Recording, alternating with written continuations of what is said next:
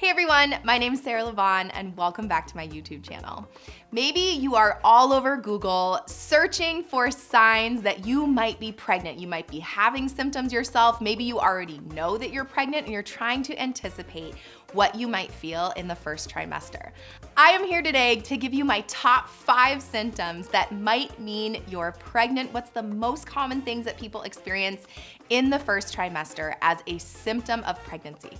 But before I do that, don't forget to subscribe down below, give it a like, share it with a friend, share it with maybe a friend that may also be trying to get pregnant, spread the love, and then let's get going.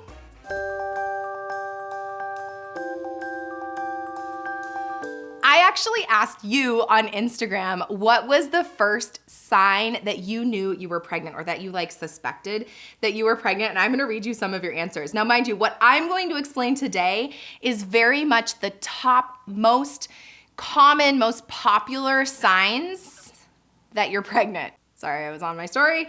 I'm looking for your answers here. Okay, so if I asked you, a bunch of you responded with really interesting things, and some of these I'm gonna talk about today, and some of them are like the most random things I've ever heard in my entire life.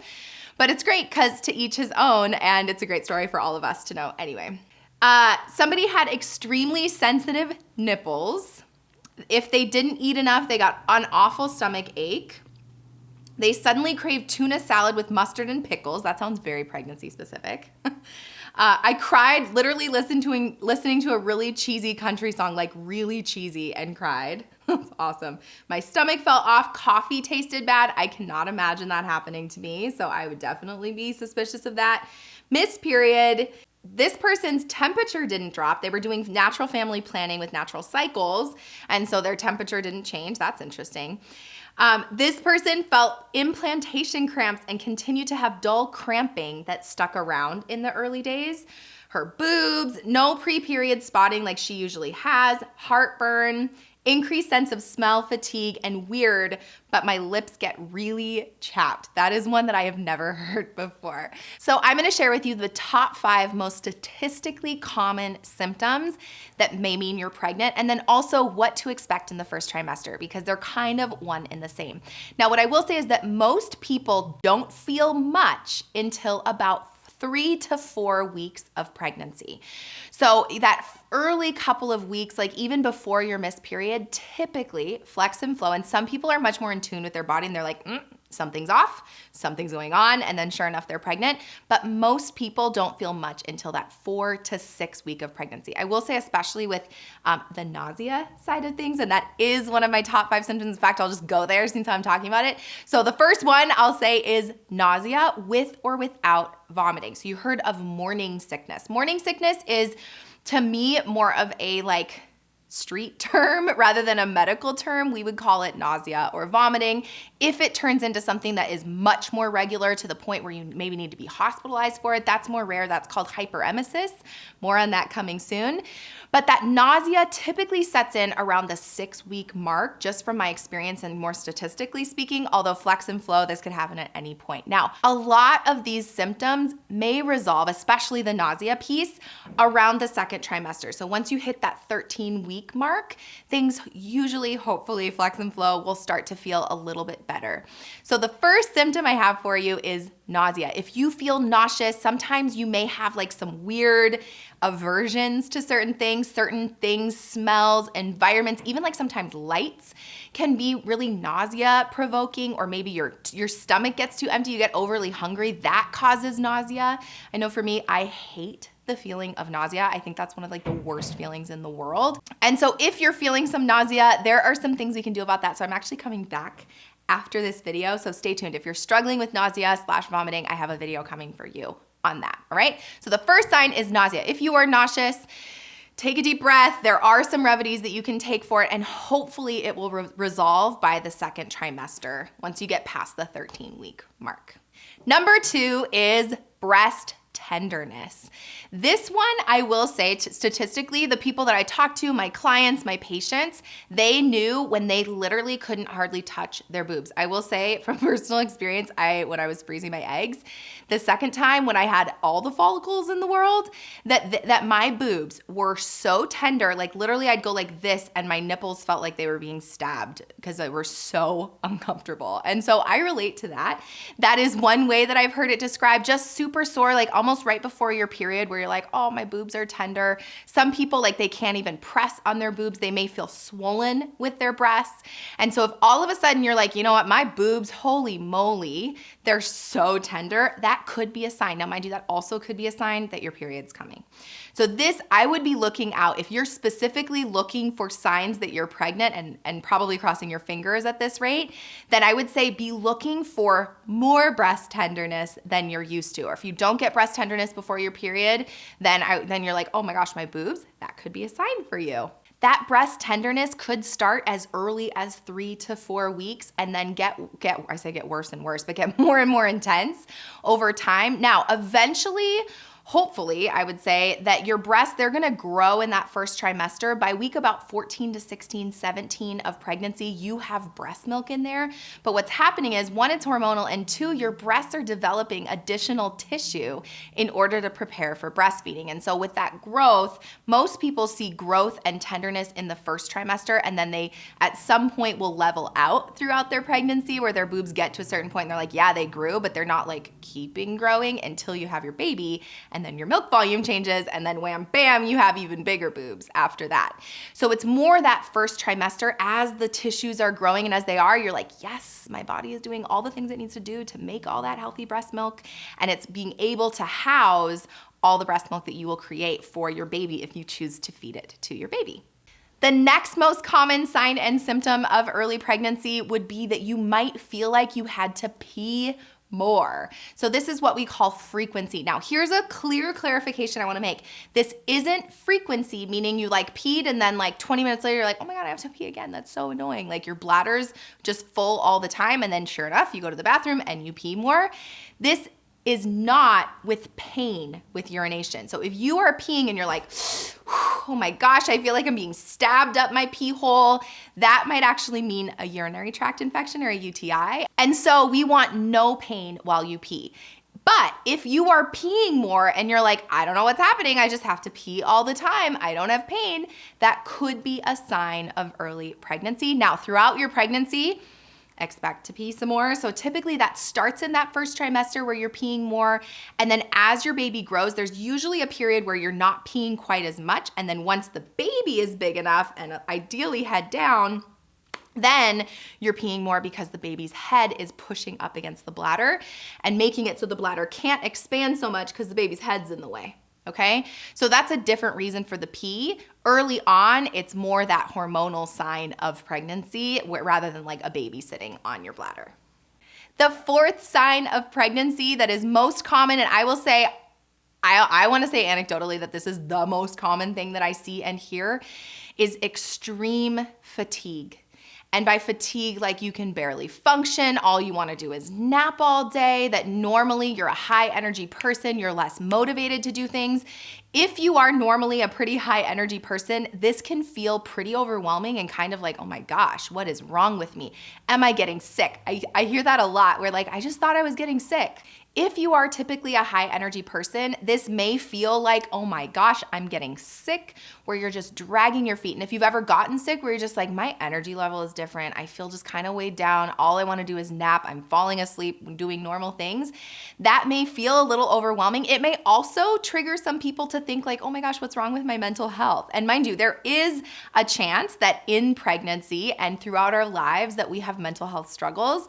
But I think it's important to differentiate between fatigue, where I'm just like, I'm just tired. Like my mood hasn't changed, although it can change with pregnancy. That is a sign that that could happen. But in general, it's more this like extreme exhaustion where it's really hard to get things done because you're so tired. Typically, I'm gonna see the fatigue start somewhere around that 4 to 6 week mark of your pregnancy. And so again, those early couple of weeks when you don't even know you're pregnant, that's when a lot of people don't feel much, but then at some point it's like, I'm just so tired. Like I'm just nauseous, my boobs hurt. Ugh, am I getting sick? Am I getting my period?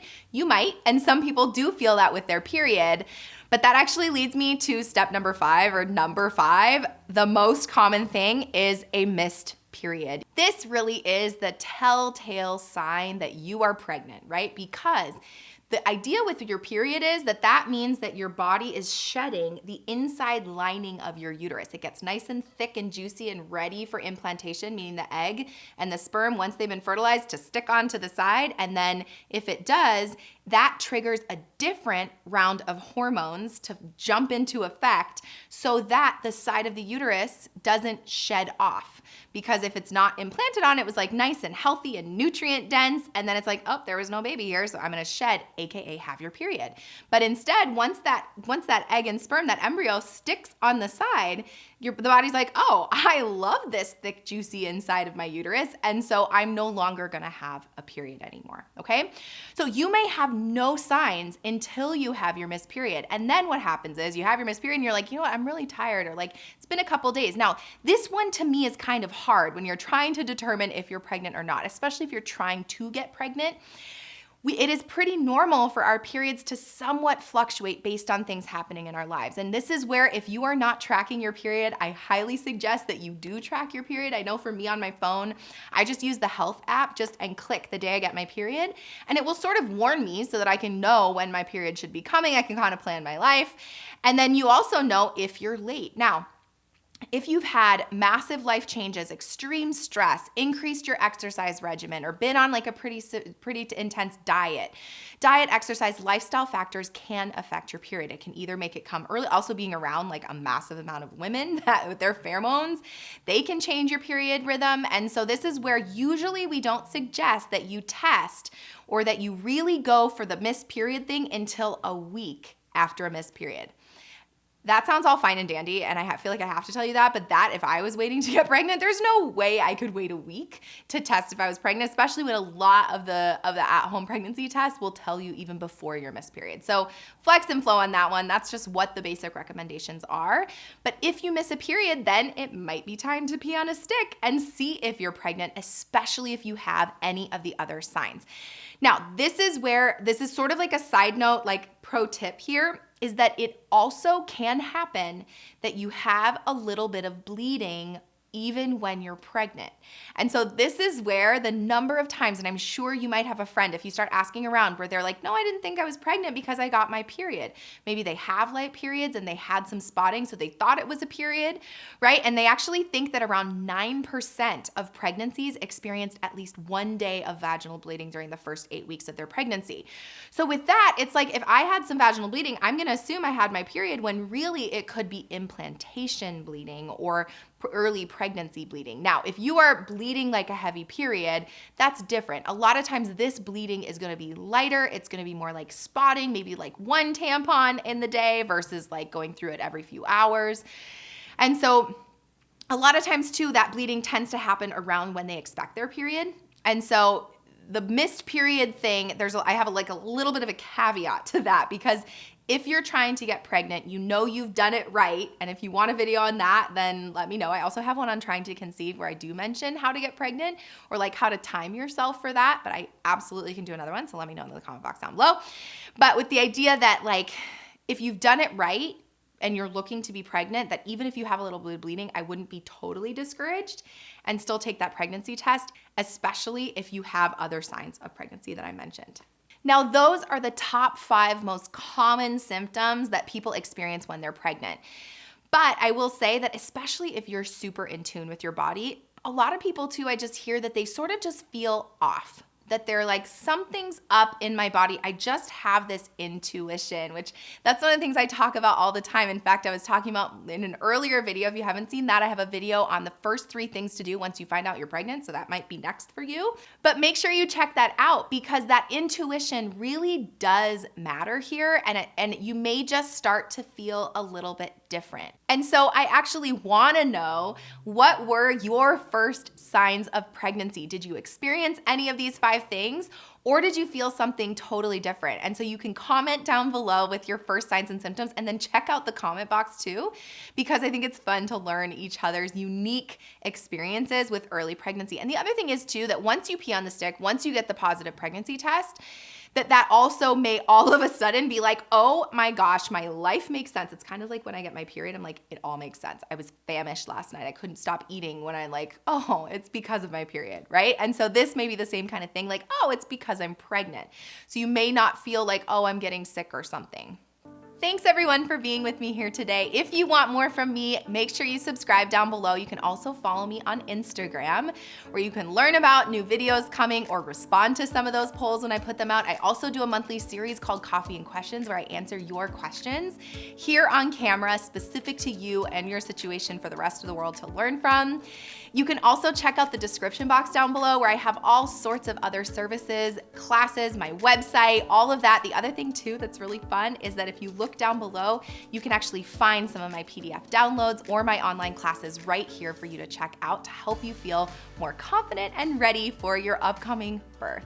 If you are newly pregnant, congratulations. I am sorry if you're feeling some of these symptoms. They can be very uncomfortable, but it is definitely temporary. And then maybe you're like, I didn't feel any of these symptoms and I'm pregnant. I have all sorts of other symptoms. That's where I'm gonna remind you to flex and flow, because there's so much about pregnancy that is different for different people. And why I say flex and flow all the time at the end of every single video is because I feel like that is such a helpful tool for your pregnancy, labor, birth, and then also life.